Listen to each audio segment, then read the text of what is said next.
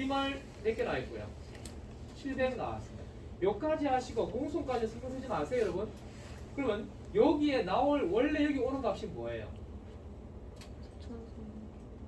정리를 다시 한번 해보면요. 요 제공품 계정 차변에 먼저 원래 이렇게 오죠. 기초 수량 이렇게 오고 착수 수량 8,500 이렇게 올 거 아니겠어요, 그죠? 그 다음에 기말 수량 700개가 여기 들어오겠죠. 그러니까 여기 당연히 오는 게 뭐예요? 보통 우리가 제품이라고 하잖아요. 이 제품이 뭡니까? 완성품이죠. 완성품. 그죠? 그래서 완성품 수량이라고 봐야 되겠죠? 얼마 나오나요? 9,000? 원래 300개가 나와야 정상인데 문제는 뭐냐면 공손품 어제 배우셨죠? 물량품 이야기가 됐죠? 그죠? 시험 치고 공손 생겼다면 그게 무슨 소리예요? 불합격했다 소리예요. 아셨죠? 자, 그러면 여기서 9,300개까지 여기까지 이해하셨죠? 저 9,300개 속에 뭐가 포함되어 있다는 거죠? 1,300개만큼의 공손 수량이 포함되어 있다 이 말이에요. 이해하셨습니까? 그러면 이 문제 자 여기로 바꿔본다면 완성 수량은 몇 개가 된다는 소리예요? 8,000개가 된다는 이야기고 그 다음 여기는 몇가 되고요? 공손 수량이 1,300개였죠, 그죠? 이렇게 잡으시면 9,300개가 될 거 아니겠어요? 이 문제 풀이할 때 조심할 거는 뭘 조심했냐면 바로 계산하시면 안 돼요. 바로 계산하시면 마시고요. 요거를 제가 보이는 거 아시겠죠? 9,400 먼저 계산한 다음에 요 아래 공손 수량이 몇 개 있다? 1,300 있다. 이렇게 생각하셔야 돼요. 자, 그럼 밑으로 내려오셔서 내려볼까요? 자, 문제 완성품의 3%가 정상 공손이 됐죠, 여러분. 여기 완성품 몇 개예요? 8,000개죠. 이 8,000개에다가 얼마를 곱해라고요? 3%를 곱해 주시라 이 말이에요. 그러면 얼마가 나옵니까? 240 나옵니까?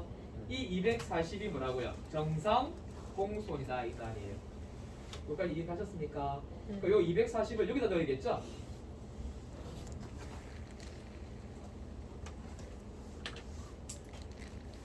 여기다가 240을 넣어준다면 나머지 요 보세요. 1300개 중에서 240개가 정상 공손이라면 나머지는 비정상 공손이겠죠, 여러분. 빼주시면 얘는 얼마 되고요? 1060 되겠죠? 그러면 답이 어느 거 되겠어요? 2번이 답이 되겠어요. 이해하셨어요? 요 계산문제도 필히 좀 잘 해주셔야 됩니다. 제 생각에는 아니 원가에는 나오는 게 이미 정해져 있기 때문에 요 문제도 필히 꼭 기억하세요. 자, 또 한번 풀어볼게요. 자, 마음 갖다 내려면 실기도 좀 해야 되는데 실기는 몇 개 찍었나요? 우리 한 6개 찍었죠? 기본적인 거 다 하셨어요 이제. 그리고 내일 하나 더 찍어보고요. 기출 문제를 이론적으로 중심으로 갈게요. 마지막까지 아셨죠? 자, 다음 요 문제 갑니다. 11번 문제로 넘어갑니다. 부가세 관련 부분 맞습니까? 자, 이 문제를 풀 때 조심해야 될 게 뭐냐면 이건 계산 이해를 좀 잘 하셔야 돼요. 자, 이 문제 설명을 좀 드리고 갈게요. 자, 이 문제는 이렇게 이해하시면 됩니다. 11번 부가세 관련 부분을 우리 한번 했었죠? FAT 할 때. 약하게 했는데요. 자, 이 문제를 풀기 위해서 이 공식이 꼭 필요하죠. 전 단계 세액공제법을 알아야 합니다. 되셨나요? 이거하고 여러분들 이 전 단계 세액공제법이 아닌 비슷한 말이 나온 데 있죠. 거래공제법이라는 게 있어요. 그럼 같은 거예요. 자, 이것이 어떻게 세우셔야 돼요? 매출세액에서 뭐 한다고요? 매입세액을 빼면 뭐가 나온다고요? 납부세액이 나오거나 또는 뭐라고요? 환급세액이 나온다고 말씀드렸죠? 자, 이 문제를 정리를 좀 해봐 드릴게요. 자, 먼저 매출액이라는 게 있고요. 그 다음에 매입액이라는 게 있어요. 그죠? 자, 그럼 먼저 위에 발급한 세금 계산서 중에 이렇게 할게요, 여러분. 헷갈릴 수도 있겠지만은 이렇게 계산 잡아볼게요. 매출세액이 될까? 갈로를 매출세액으로 잡아버릴게요. 자, 여기서 빼기 매입세액으로 하나 더 넣어볼게요. 이렇게 하셔서 나오는 값이 일단 이번에 납부세액이 나오면 되잖아요, 여러분. 그러면 여기서 보시면 먼저 매출세액에서 첫 번째 공급가액이 200대 있죠? 있습니까? 그러니까 부가세는 얼마가 되는 거예요? 예, 0이 되겠죠? 없어요. 없는 거죠. 네.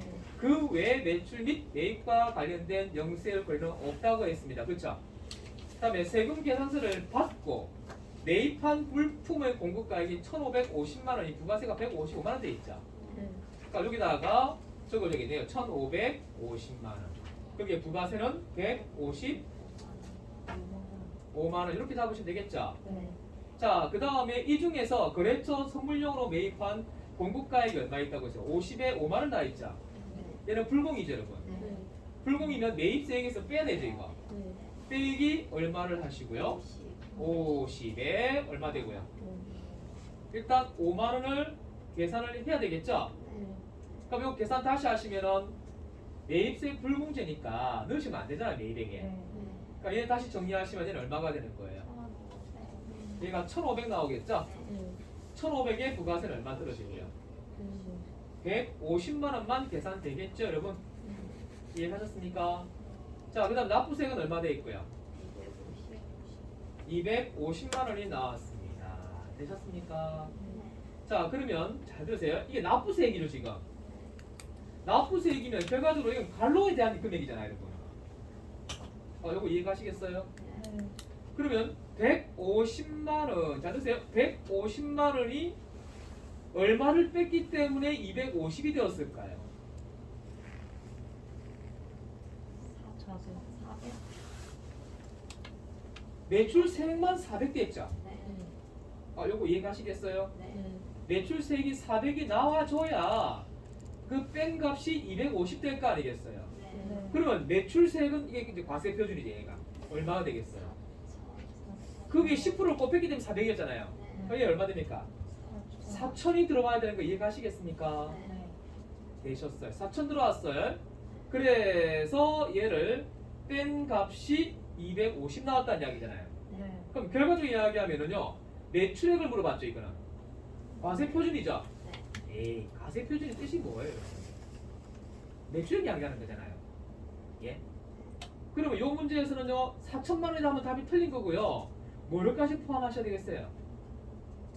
저 위에 있는 매출액이 영세에 있었죠, 영세. 예. 그거까지 포함해서 4,200만 원이 바로 뭐가 되니까? 요게 바로 과세, 이게 함정이 바로 이거예요. 과세 표준이 되는. 이해가셨습니까? 뭐가 끼어 있었어요, 여기에? 영세가 포함되어 있었죠. 근데 얘는 영세니까 얘 해당 사항이 없었잖아요, 여러분.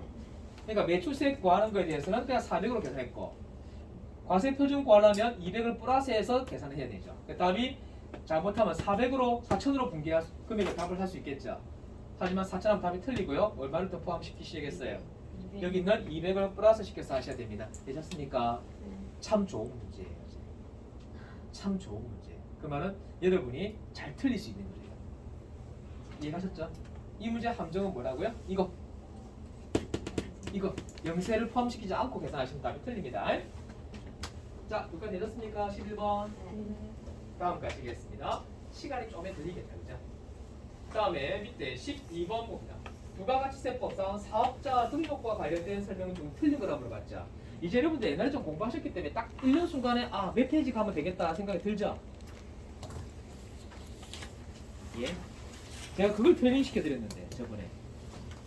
그리고 혼자서 공부를 좀 할 수 있게끔 제가 해드렸는데 시간이 좀 흘러서 또 우리는 새로 시작하게 된다는 거예요.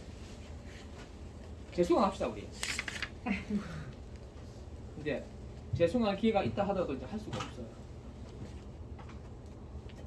사업 승인을 못 받았어요. 이 똑같은 수업에 사업 승인을 못 받아가지고요. 올해부터는 이 수업이 없어요. 여러분이 마지막입니다. 굶어 죽게 생겼어요. 대신에 재직자 수업으로 해가지고 60시간짜리 들어가요. 느낌이 오죠? 어떻게 60시간까지 다 해? 160도 그죠? 타이트한데 전산학이 1급 60시간, 세무 2급 60시간 해가지고 120시간으로 번개불에 꼼꼼을 그런 상황. 근데 예상상이에요. 또 노동부에서 승인을 더 받으면 또 할 수 있는데 만약 또 승인 또 못 받으면 그런 상황이 벌어진다는 이야기죠. 그러면 저는 이제 손가락 빨고 앉아있어요. 그리고 자기 부담이 높아졌다 했죠, 그죠? 스마트가 있었다면 자기 부담 11만 6천 원 빼고 가기 때문에 다른 데보다 싸요, 그러니까. 작년보다 훨씬 50만 원 내야 한다면서요? 그러니까 올해 미리 배우신 게 천만 다행히 생각하시면 돼요. 아마 올해 만약에 2022년도에 여러분들이 이거 공부하신다면 자기 부담률이 꽤 높아요. 50만 원까지. 지금 얼마 내고 계세요? 내는 분들과 안 내는 분도 있죠? 내신 분은 얼마 냈어요? 30 얼마? 30 얼마잖아요. 지금 50 얼마예요. 자기 부담 높아졌어요. 옛날에는 없었는데. 왜 이게 생긴다 했죠 제가? 취미로 배우신 분들이 자꾸 생겨나다 보니까 취업을 위해서 이런 수업을 하는데 취업이 아니고 취미로 하는 분이 계시더라는 거죠. 그래서 자기 부담률을 높일 것 같아요. 일단 어쩔 수 없죠 뭐 그거는. 그거 실비와 똑같아요. 나 병원 안 가는데 왜 내 실비 자꾸 높이는 거 할까 해요. 근데 문제는 뭐예요? 아시죠? 병원을 정말 자주 가는 사람 있죠? 그렇죠? 4세대 실비가 있대요 여러분. 들어보셨죠? 1세대, 2세대, 3세대, 4세대가 있대요. 그 가입하는 연도에 따라 달라진다는데 4세대는 안 쓰면 그만큼 적게 낸대요. 근데 혜택은 그만큼 적대요. 그러니까 1세대가 제일 좋다잖아요. 거의 공제 다 받는데 3세대는 몇 프로더라? 50%밖에 공제가 안 된다더라고요.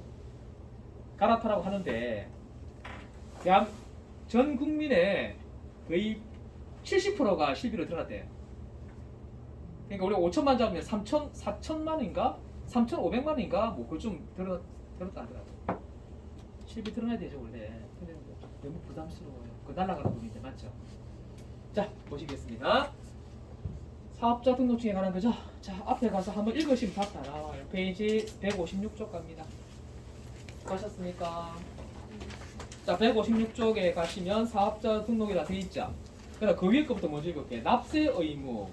거기 뭐라고 적어놨죠? 납세 의무 옆에 사업자라고 안 적어놓으셨어요? 납세 의무자는 사업자가 납부합니다. 그 부담은 누가 하는 거예요? 최종 소비자가 부담하는 겁니다. 거기에는 세 가지가 있습니다. 영리 목적과는 관계가 있다 없다? 관계 없습니다. 다음에 사업성 그리고 독립성이 있어야 됩니다. 아셨죠? 그리고 그 밑에 사업자 등록 한번 볼까요? 거기다 밑줄 끄고 다 한번 표시한 거 기억나죠? 이게 언제더라? 며칠 안 됐는데 그죠 여러분? 기억해서 멀어져 가기 시작합니다. 노래 그런 노래가 있죠. 멀어져 가네. 그죠? 자 사업자는 사업 개시일로부터 며칠? 20일 이내에 사업장 관할 세무서에 뭐 한다고요? 사업자 등록을 할 수 있다고 했죠? 그리고 쪼르륵 읽고 내려가셔다 마지막 줄에 가서 무슨 말이 있어요? 신규로 사업을 시작하려면 자는 사업 개시 전이라도 등록할 수 있다. 되셨습니까? 그 다음 또 내려가서 제조업일 경우는 어디를 개시일날짜 한다고요? 제조를 개시한 것. 광업은요 채광을 개시할 때. 그 밖의 경우는 재화 또는 용역이 공급되는 개시하는 날이 돼 있죠? 되셨고요. 밑에 사업자 등록증 발급돼 있죠? 발급은 며칠이죠? 이거 옛날 기출문제 풀어보시면 3일 돼 있을 거예요. 최근 거는 2일이에요. 아셨죠? 그래서 2일이고요. 연장 5일 할 수 있습니다. 좀 이상하다는 느낌이 있으면 국세청에서 현장 조사 받고 5일 들어갔습니다. 아셨죠? 자, 옆으로 가서 등록 거부와 직권 등록돼 있죠? 그죠? 사업자 등록 안 하고 까무락거리고 있으면요. 국세청이 그걸 딱 들키면요. 바로 직권 인정시킵니다. 그리고 일 안 하고 있으면 일이 아니고 뭐예요? 사업을 안 하고 있으면 직권 맞소주 시킬 수 있습니다. 세무서장은 사업 개시 전 사업자 등록을 신청한 자가 사실상 사업을 개시하지 않을 것으로 인정될 때는 등록 거부를 할 수 있다. 그 다음에 또한 사업자가 신청에 의해서 등록하지 않는 경우에는 관할 세무서장이 조사를 해서 직권으로 등록시킬 수 있다고 되어 있죠. 되셨습니다. 자 여기 볼까요? 문제. 신규로 사업을 시작하는 자는 사업 개시 전이라도 사업자 등록 신청을 할 수 있다. 있어요. 두 번째, 사업자 등록 신청을 받은 관할 세무서장은 신청일부터 2일 이내에 뭐 하셔야 돼? 사업자 등록 신청을 짧게 발급해야 된다. 옛날은 3일이었고요. 지금은 1일인데 이것도 조심하셔야 돼요. 최근 걸로 봐야겠죠. 그래서 2일로 잡으니까 이게 답이 틀렸다고 여러분?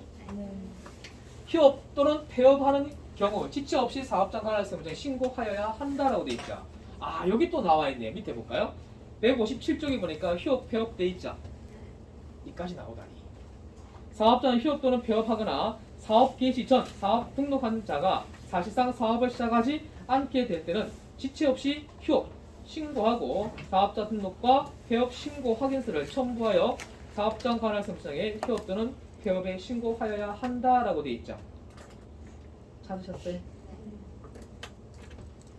됐습니다. 그 다음에 네 번째 보시면 과세 사업을 경영한 자가 면세 사업을 추가할 경우에는 연쇄 사업자 등록을 신청을 별도로 할 필요는 없다는데 이건 아니죠. 신청 발급해야 되죠. 왜? 다른 쪽이니까. 그러면 과세와 면세를 같이 하면 이 겸용 사업자라 했죠, 제가. 네. 그렇죠? 다 따로 가야 되기 때문에 얘는 뭐예요? 필요 없다가 아니고 발급하여야 한다고 보시면 여기 다이나 여기 보죠. 얘는 맞는 말 잘못했습니다. 이게 틀린 거라 했죠, 그죠? 그러니까 얘는 뭐예요? 면세 어차피 기존의 사업 과세 사업을 하고 있잖아, 그죠? 하고 있으니까 면세 사업자 등록은 따로 할 필요는 없다라고 기억하고 계시면 됩니다. 그리고 하나만 더 기억할게요. 뭐가 있냐면 출장 가가지고 사업자 등록을 해야 되는데 못 하고 있는 상태에서는 관할 세무서에 가서 등록할 필요 없죠. 그 근처에 있는 관할 세무서에 등록해도 됩니다. 그런 것도 있고요. 있었죠? 그다음에 13번 가실까요? 이거는 뭐예요? 필요 경비 불산입 돼 있죠. 이거는 우리가 너무 범위가 넘어섰네요. 이거는 어디에 해당 사항인지 아시죠? 소득세법에 해당 사항입니다. 일단 이거는 패스하고 넘어갈게요. 다음 문제 14번. 저게 조금 안타까워요. 저가 다 해주고 싶었는데. 자, 14번 부가가치세법 명세율 적용 대상이 아닌 거라고 되어 있습니다. 자, 여기서 중요한 표현인데 저번에 여기서 설명드렸나 모르겠어요. 자, 페이지 가보시면 거기 필기가 되어 있겠죠. 자, 어디로 가시냐고요? 영세 쪽으로 가주세요. 영세가 어디 갔다 풀었어요? 자, 181쪽 맞습니까? 있습니까? 181쪽 아래쪽에 영세율 적용 대상 거래 나와 있죠? 거기 혹시 A의 마지막 줄에 줄 꺼져 있나요? 안 꺼져 있으니까 거기 꼭 조심해서 여기다 별표 쳐놓으세요. 내국 물품 우리나라 선박에서 채취하거나 잡힌 수산물 외국으로 반출하는 것 대행 수출의 경우도 있죠. 대행 수출의 경우 수출품 생산업자가 수출에 대해서 영세율을 적용하지만 수출 밑줄 끊으세요. 별표 쳐놓으시고요. 수출업자의 수출 대행 수수료는 10%의 부가가치세를 과세한다라고 되어 있죠. 예. 요거 하나 굉장히 중요시해야 됩니다. 이 부분이 바로 뭐냐면 원래 부가세는 0이잖아요. 영세율이잖아요. 얘 하나만 10%가 부과됩니다. 요거만 조심하시면 돼요. 뭐라고 했죠 아까? 수출 대행 수수료는 10%의 부가세가 과세된다고 되어 있죠. 자, 되셨습니까? 그럼 여기 한번 볼까요? 자, 사업자가 내국 신용장 구매하겠어에 의해서 공급하는 수출용 재화 금지금은 아니다. 지금 뭐 금을 이야기하는 거죠. 필요 없는 말이고요. 요건 우리 세상상이 없어요. 영세율 적용 대상이 아니고 영세율 맞죠? 내국 신용장 구매하기 위해서 영세율 세금 계산서 발급하잖아요. 그렇죠? 2번 수출업자가 직접 도급 계약에서 수출 재화 임가공 용역 그 다음에 국외에서 공급하는 용역 다음에 여기서 보이죠? 뭐라 돼 있나요? 대행이타 수수료 대행 수출 대행 수수료가 있죠.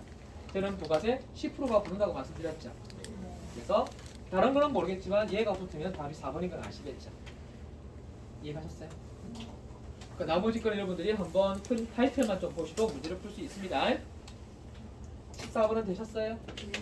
그러면 15번 문제 이자 소득에 대한 거는 그냥 앞에 보시면 나와 있긴 한데 워낙 양이 많아서 이거는 패스할게요. 됐습니까? 사실 이게 다 해석이 힘들어요. 아마 이거 했다 그러면 우리 시간 모자랐을 거예요. 제가 딱 핵심적인 것만 연마상 설명드렸죠. 연마전에 나오는 것만 이해하시면 됩니다. 두 문제를 위해서 4시간, 5시간을 수업한다는 것 자체가 조금 비효율적인 것 같아서 일단 전략적으로 빼버렸습니다.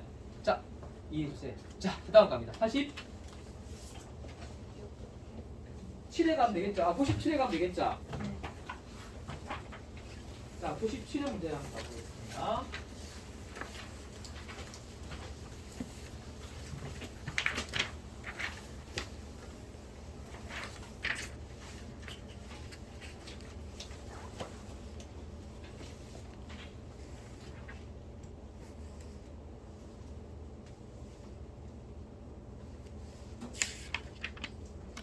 첫 번째 문제를 봅니다. 다 들어오셨나요?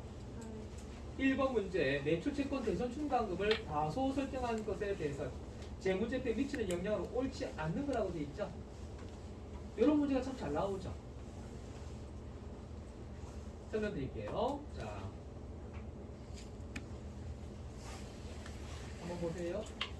먼저 매출 채권에 대한 대손 충당금 회계처는 어떻게 해야 되나요?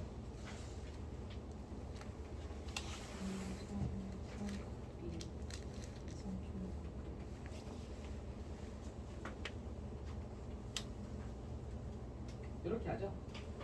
차분의 대손 상각비 그리고 얼마 때문에 대손 충당금 갈로 열고 해당 코드에 플러스 1 이건 다 아시겠죠? 네. 이렇게 붕괴하는 건 이해가시죠? 근데 이 붕괴 자체가 적게 계산됐다고 했죠. 그럼 여기서 설명 중요한 게 있습니다. 이 대손 삼각비는 어디에 속하는 거죠? 비용이죠. 네. 비용이고 어디에 속합니까? 판에 속하는 거 맞죠? 네. 근데 얘는 어디에 속하는 거죠?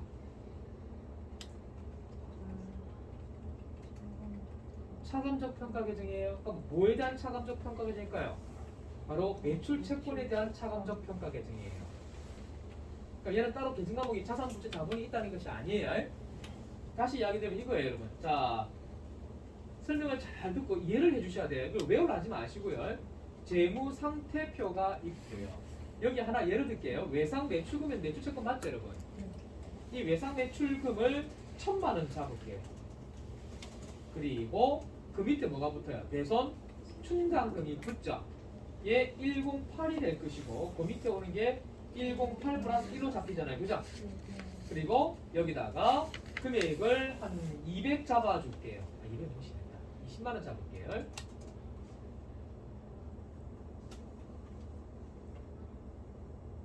됐습니까? 자, 이렇게 한 다음에 우리가 캔디 상사할 때 캔디가 언제 했던 거죠? 빼고 나면 얼마나 980만 원 나오는 거 맞습니까? 봐봐요. 방금 제가 설명드린 이거 뭐냐면 여기 하는 980만 원 돼 있죠. 얘를 우리가 순잔액이라고 한다고 했습니다. 이걸 장부 잔액이라고 또 하지요. 이거는 뭐에 대한 금액인가요, 여러분? 그렇죠. 외상 매출금에 대한 금액인 거예요. 그러면 대손 충당금이라는 계정 과목 자체는 원칙적으로 이야기하면 어디서 빼는 거예요? 외상 매출금에 빼버리고 사라지는 거죠. 그리고 요 금액이 외상 매출금이 되는 거죠. 그로 여기 나 있는 대손 충당금은 뭐에 대해서 매출 채권에서 빼는 거죠. 이해하셨습니까? 그러면 요걸 만약에 분개를 했다면 비용에 뭐가 일어났을까요? 얘는 정리를 하면 비용의 발생이라고 했겠죠? 이해가셨죠? 그러면 얘는요? 예를 들어볼게요. 이거 지금 과소예요, 과대예요?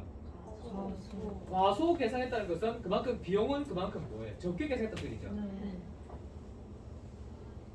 이해가셨습니까? 자, 그렇다면 이 문제 정리를 다시 해드리면요. 원래 했으면 비용이 발생했으면 이 상태에서 비용이 발생하면 다음 단계로 무슨 말이 들어가야 되겠어요? 단기 순이익이 뭐 될까요? 커져요, 작아요? 비용이 커지면 단기 순이 과소계상되죠? 작아지잖아요, 여러분. 작아지고 또 뭐가 나옵니까?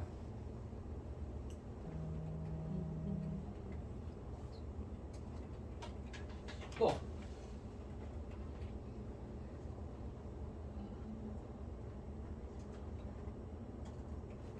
이렇게 한번 정리해 볼게요. 되셨습니까? 장판 프린트 한번 보세요, 여러분. 장판 프린트 보시면은 장판 프린트에 보면 여러분 단기 수익이 어디 있어요? 맨 밑에 보면 있죠? 그 단기 순이익 바로 앞 단계가 뭐예요? 미처분 잉여금이죠. 그 미처분 잉여금 바로 앞 단계가 뭐예요? 그렇죠, 이익잉여금이죠. 그 앞에가 잉여금이고 그 앞에가 뭐예요? 자본이죠. 요 순서 아시겠죠? 단기 순이익, 이익잉여금, 자본 나오죠. 그러니까 문제는 뭐냐면 단기 순이익 작아지면 다 작아지는 거예요. 그러면 비용이 발생했다는 것은 그만큼 이익은 줄어든다는 거죠. 그럼 이익이 작아지면 다 작아지겠죠. 근데 중요한 건 뭐냐면 이 붕괴를 했단 말이에요, 안 했단 말이에요? 했지만 적게 계산했죠. 작게 계산했으면 그만큼 이익은 좀 커져 있겠죠. 맞습니까? 원래 것보다 작아져 있을 거 아니에요. 제 말이 많이 이해되나 모르겠어요. 그렇죠?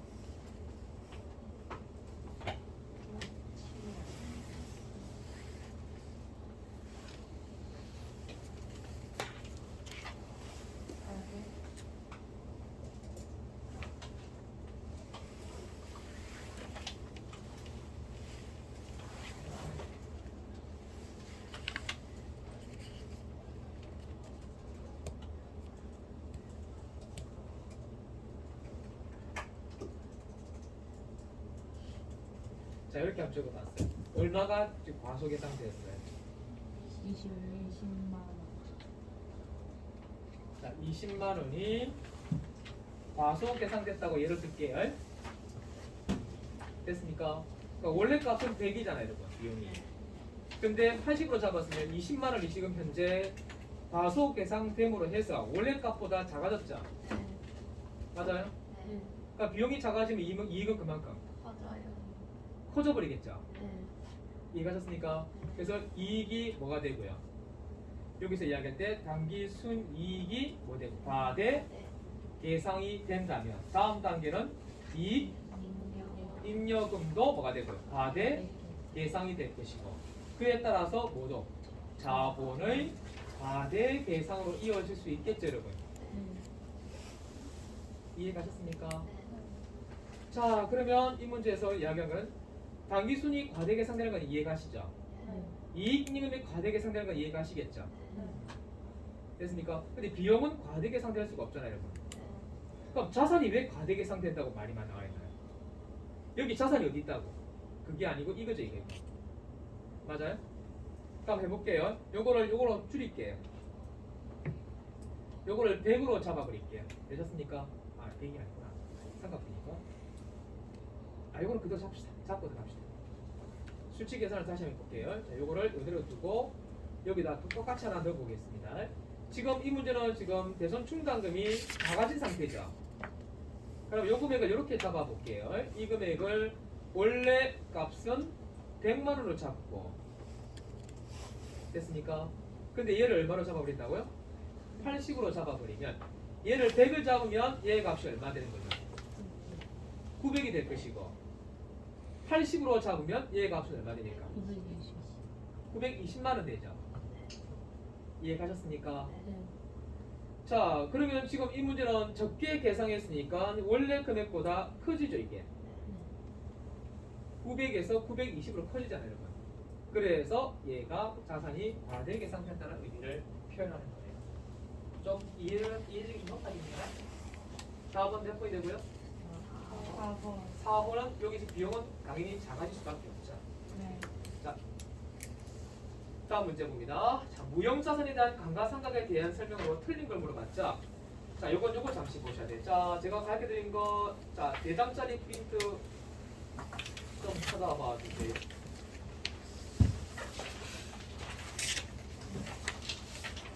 재무회계 이론 요거 펼쳐주시면 됩니다.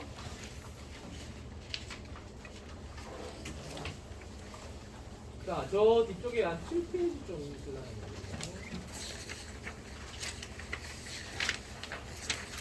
7페이지에 보시면은 무형자산에 대해서 나와 있는 방법이에요. 보셨어요? 네. 자, 요거 딱 읽고 한번 넘어가 볼게요.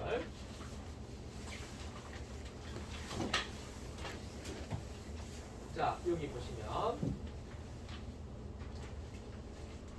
자, 무형자산 정의 몇 가지 정의를 가지고 있어요? 몇 가지 요건이 있어요? 식별 가능성, 자원에 대한 통제, 미래의 경제적 효익 존재돼 있죠. 저 세 가지가 충족해야 됩니다. 그 다음에 취득원가는 산 날짜를 공정가액으로 하셔야 돼요. 산 날짜의 공정가액이 같은 말이 시가죠, 시가. 다음에 밑에 인식 조건에 보시면요, 반드시 요 세 가지에 부합돼야 되니까 미래의 경제적 효익의 유입 가능성이 높아야 되고요. 그다음에 신뢰성이 측정해야 되고요. 근데 문제는 뭐냐면 신뢰성과는 관계없이 내부적으로 창출된 것은 인정하지 않습니다. 아셨죠? 내부적으로 창출되는 것은 아파트 이야기 드렸죠? 아파트 주민끼리 합심해가지고요. 우리 아파트 입을 경전선 지나가니까 정거장이 우리 앞에 생긴다. 그러니까 우리 아파트 값을 지금 시세가 3억인데 얼마에 내놓자고요? 한 6억에 내놓자. 2배로 띄워놓는 거죠. 그러면 아파트 주민들이 다 단합했단 말이에요. 단합하고 입주자 대표가 어디 간다고요? 그 주인은 부동산가 가서 협박을 하는 거예요. 당신들 앞으로 우리 아파트에 6억에 내놔야 된다. 안 내놓고 만약에 싸게 내놓았다면 어떻게 하겠다? 당신들 다 대출시키겠다. 이런 식으로 협박한다 이 말이에요. 그건 불법이죠. 근데 그렇게 하는 경우가 있단 말이에요. 왜? 땅값 올리기 위해서. 돈이 낀다는데 눈이 뒤집어지지, 그죠? 그런 데가 어디였다고요? 원동에 있는 SK뷰 아파트 있었잖아요. 그 SK뷰 아시죠? 맥도날드 앞에. 네? 그 앞에 원래는 뭐가 생기기로 했다고요? 거기 그 무슨 경전철이 아니고 그거 뭐죠 그거? 남부 순환로인가요? 하여간에 철도나 지나가잖아요 여러분. 아 지나가요? 그 정거장이 그 앞에 생기기로 했으니까 아파트 시세가 올랐다 이 말이에요. 근데 다른 쪽 아파트, 그 강 건너 아파트 있죠. 수영강 건너편의 아파트. 거기서 또 난리지겠죠. 왜 거기 넣느냐? 우리 아파트 앞에 좀 만들어 달라고 서로가 만다고 쟁탈전이 벌어졌겠죠. 저는 그렇게 봤어요. 그러니까 나중에 정거장을 어디다 만들었어요? 너무 속 시끄럽잖아요. 강 중앙에 딱 만들어 놨어요. 가서 한번 보고, 다 지나갈 때 안 보세요. 원동역이죠. 원동역 다리 위에 있어요. 그러니까 이쪽에서는 SKB 아파트가 잡아 당기 사고 이쪽에 다른 아파트에서 그 잡아 당기 사니까 속 시끄러울 거 아니에요. 그러면 너 뭐 한다고요? 중간에 딱 만들어 버렸어요. 그래서 다리 위에 있어요. 원동역. 그래서 그 저쪽 기장에서 타고 쭉 오잖아요, 그죠? 와서 저쪽 1호선과 있는 때는 거저리까지 가잖아요. 부산시를 잘 모르시나 봐요. 알았어요. 타봐서. 안 타봐서 몰라요. 저도 한번 꼭 타보고 싶은데 타는 일이 없네요. 아 그렇다는 이야기죠. 그 해운대 쪽하고 기장 쪽에 있는 그 철도 전부 다 철거했잖아요. 철거하고 관광열차 지나가잖아요 그쪽에. 아 기장 안 가보셨어요? 그럼 기장 핫도그도 안 먹어보셨네. 몬토스도 안 먹어보셨고. 그건 먹어봤는데. 아 근데 기장에 있는 거. 원래 기장에 시작했죠. 그 송정 해수욕장에 거기 조그마한 차에다가 시작했는데 그 앞에 건물 사가지고 시작하고 분점 만들었잖아요, 그죠? 그거 대단하죠. 난 맛도 없는데 그거. 먹고 나면 배가 아프더라고요. 살살살살. 그런데 사람들 줄 서가 먹죠. 신기하죠. 다른 데가 먹어봐도 다 그래서 그런데 사람들이 그만 달라고 먹는 게 참 신기한 거예요. 돈 버는 사람은 정해져 있나 봐요. 그죠? 그러니까 그 사람들 이사 가면 있을까요? 딴 데 가서 하면. 딴 데도 안 되잖아요, 여러분. 오직 그 자리만 잘 되죠. 터가 그런 게 있는가 봅니다. 자, 여하튼간에 내부적 창출된 건 안 됩니다, 여러분. 자, 핵심만 볼게요. 자, 삼각기관은 언제라고 돼? 사용하는 시점부터 한다고 돼 있죠. 그다음에 일반적인 경우는 무형자산을 몇 년간? 20년 초과할 수 없다고 돼 있죠. 잠깐만 여기 일반적이라 돼 있죠. 일반적일 때는 20년 초과할 수 없지만은 다른 경우 언제예요? 관계 법령이나 계약 기간에 의해서는 뭐 할 수 있다. 초과할 수도 있는 거예요. 이 말 조심하셔야 돼요. 그냥 20년 초과할 수 없다 이러면 다 틀린 거예요. 반드시 앞에 뭐가 명칭이 보다고요? 일반적인. 그냥 법률 또는 뭐하고요? 계약에 의할 때는 뭐 할 수 있다고요? 초과하여 내용 연수를 정할 수가 있습니다. 자, 여기까지는 읽어보시면 되겠고 그냥 초과하다 소리죠 여기는. 핵심이 그거잖아요. 자, 밑에 삼각방법은 어떻게 하라고 되어 있어요? 자산의 경제적 효익의 소비의 형태에 따른 반영 합리적인 방법이 있다면 이렇게 요거 중에 한다 이 말이죠. 그렇죠. 그다음 정할 수 이게 제일 중요한 거죠. 합리적인 삼각방법을 정할 수 없을 때는 무슨 법으로 해라? 정액법으로 하라. 그다음 밑으로 내려가셔서 무형자산 처리는 여기 합리적인 방법이 없을 때는 그렇게 한다 했고요. 다른 자산과 관련되어 있을 경우는요. 관련 자산의 제조 원가로 해야 되고요. 그리고 그 밖의 경우는 뭘로 처리한다고요? 판매비와 일반 관리비로 처리한다고 했습니다. 이해됐습니까? 그 다음에 옆으로 넘어가시면 또 무슨 말이 나와 있나요? 잔존가액은 잔존가액 뜻이 뭐죠 여러분? 또는 잔존가치라고 합니다. 내용 연수가 끝나고도 남아있는 가치. 사람으로 따지면요. 남자 여자로 태어나면 80세까지가 평균치라 합시다. 연령대가 있잖아요 여러분. 평균 나이라는 게 있죠. 그죠? 그 나이대의 사람들이 80세까지는 살더라 이 말이죠. 그럼 뭐 나는 80세까지 산다면 죽어야 되나요? 그 다음은 죽는 게 아니죠. 더 살 수도 있는 거잖아요. 저 에어컨 5년 쓰기로 했어요. 근데 깨끗하게 잘 쓰다 보니까 6년 쓸 수도 있는 거죠. 그럼 내용연수는 5년 잡아놓고 내용연수 초과했죠. 그 초과되는 부분이 잔존가액이라 이 말이에요. 그러면 내용연수가 다 끝나고도 남아있는 가치 이해가셨습니까? 그거를 잔존가치라 이렇게 하죠. 가액이라 이렇게 이야기합니다. 이건 추정치죠. 추정치는 어디에 해당해요? 회계 정책의 변경, 회계 추정의 변경. 회계 추정의 변경에 들어간다고 했죠, 그죠? 그런 이야기. 뭔 얘기죠, 그럼? 그 중요하다고 이야기했어요, 분명히. 그럼 반드시 읽고 가셔야 돼요. 그거는 무조건 시험에 나온다 하셨습니다. 그 부분은. 제가 집어드리는 거는 나올 거라 생각하면 그냥 믿고 가세요, 아셨죠? 이게 그때 달라서. 저번 과정에서는 제가 이거 공부하세요 했는데, 이게 진짜 나온 거. 저도 놀랐어요. 근데 저를 믿고 하신 분 몇 분 안 돼. 그러니까 그분들은 쌤 나온 거 다 나왔는데 제가 공부하는데 다 맞췄어 이런 하시는 분 계시고 나오든가 말든가. 네, 이게 사람의 이제 좀 관심이 있는 문제죠. 자, 원칙은 없는 겁니다. 됐습니다. 이 정도만 읽고 문제 한번 바로 넘어갈게요. 여러분 저는 핵심만 읽어드렸죠. 그럼 집에 가셔서 한번 쭉 읽어보셔야 돼요. 근데 좀 단어가 좀 어렵긴 한데 사실 처음 올 때부터 어려웠잖아요. 회계 처음 왔을 때부터 여러분 단어가 어렵고 생소했잖아요. 근데 몇 단계 헤딩하면서 했죠. 그럼 여러분 다음 여러분들이 혹시 회계 배우신 분들이 여러분한테 물어볼 때 와 회계 생소한 단어도 많고 어려운 단어 많은데 그거 어떻게 공부했어요? 하면 뭐라고 이야기하실래요? 다 하면 된다. 무슨 뜻인지 모르지만은 솔직하게 그렇게 했죠. 그래도 자격증 따잖아요 여러분. 그 뜻을 다 알고 공부할 수는 없어요. 그러면 배제하고 그냥 그 단어는 단어일 뿐이다 생각하고 공부하는 게 최고로 빠른 속도죠. 이제 조금 이해되시겠죠 제 말이? 그렇죠? 그러니까 그 사람 이름만 알고 50분 묶어도 강됐잖아요. 자, 그래서 2번 문제 정답을 읽어보시면 무형자산은 잔존가치가 없는 것 원칙으로 한다 했죠. 다음에 무형자 내용연수는 법적으로 내용연수의 경제적 내용연수 중에 짧은 것으로 한다. 네, 맞습니다. 요건 아까 그 문장이 없었어요. 요거는 기억하셔야 될 문장입니다. 또 요거는 해보세요. 요거는 우리가 알고 있는 문장이지만 이건 모르는 문장이잖아요. 맞죠? 이 문장은 또 이거 자주 재탕됩니다. 긴 거, 짧은 거. 짧은 거. 아셨죠? 까먹지 마세요. 다음에 세 번째는요. 감가상각은 자산을 취득한 시점부터 시작한다. 아까 뭐라 적혀있던가요? 사용 가능한 아, 이 말장난인데 그죠?